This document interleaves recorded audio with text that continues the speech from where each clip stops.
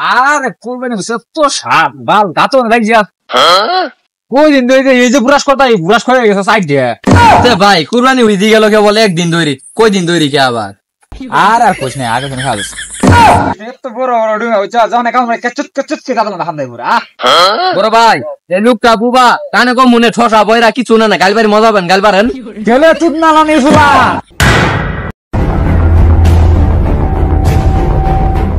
পাক পাক এই সুদি ভাই পুরা তুই কারে গালি বললি এই সুদি